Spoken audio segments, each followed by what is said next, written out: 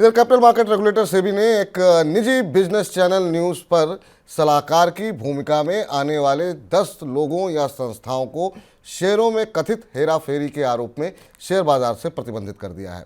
सेबी की तरफ से इन लोगों और संस्थाओं को 7.41 करोड़ रुपए लौटाने को भी कहा है। जिनके खिलाफ कार्रवाई हुई है उनको लेकर की गई सेबी की जांच में कहा गया वे लोग चैनल पर शेयर ट्रेड की सलाह देने से पहले ही कुछ ब्रोकिंग कंपनियों को शेयर खरीदने या बेचने की जानकारी दे देते थे। इसके अलावा ये भी आरोप लगा है कि वो जो रिकमेंडेशंस देते थे ऑन एयर और उसके विपरीत जो है वो जाकर के ट्रेड लेते थे, कहते कुछ थे और खुद उनका ट्रेड कुछ अलग तरीके से चल रहा था। सर, ये बड़ा खुलासा हुआ है और ये कैसे खेल चल रहा था, इसके बारे में थोड़ा सा डिटेल में हमारे दर्शकों को जानकारी दे दीजिए।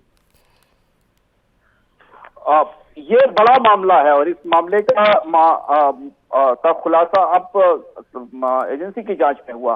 हो ये रहा था कि कई सारे एक्सपर्ट, काफी बड़ी संख्या है एक्सपर्ट्स की, जिन एक्सपर्ट्स को दंडित किया गया और जुर्माना लगाया गया है। इन्होंने ये बहुत सामान्य सी व्यवस्था थी, जिस व्यवस्था के तहत निवेशकों को किसी स्टॉक की कॉल देने से पहले, सूचना देने से पहले चैनल पे एक्सपर्ट पीछे बात कर लेते थे, चर्चा कर लेते थे और उसके बाद उस स्टॉक की कॉल दी जाती थी, जिससे उस स्टॉक में मूवमेंट बनता था और उसकी खरीदारी होती थी। ये एक तरीके का बाजार के नियमों के हिसाब से बेहद आपत्तिजनक और नियमों के विरुद्ध बिहेवियर था और ऐसा भारत बाजार में लगातार अक्सर हो रहा है अलग अलग चैनल पर पिछले सालों में। मुझे आश्चर्य इस बात पर है कि ये उसके बाद भी हुआ विपुल जी, जबकि सेबी इस मामले में लगातार चेतावनियां दे रही है यूट्यूब चैनल्स को भी, टेलीग्राम चैनल्स को भी, कैसा नहीं किया जाना चाहिए। फिर भी कई एक्सपर्ट्स ने ऐसा किया है और इसको लेकर उनके ऊपर फाइन लगाए गए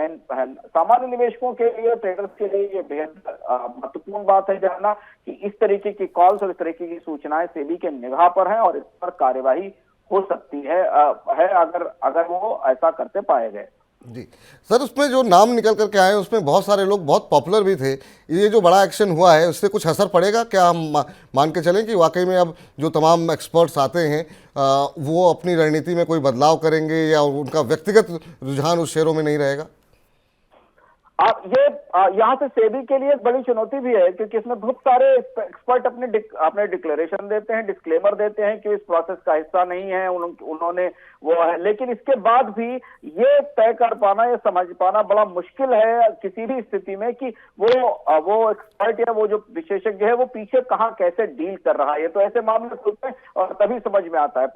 पर ये जो कार्रवाई है ये बड़ी चेतावनी है उन सारे लोगों के लिए जो मीडिया का, सोशल मीडिया के प्लेटफॉर्म का इस्तेमाल करके अपने फायदे के लिए स्टॉक्स को मैनिपुलेट करते हैं।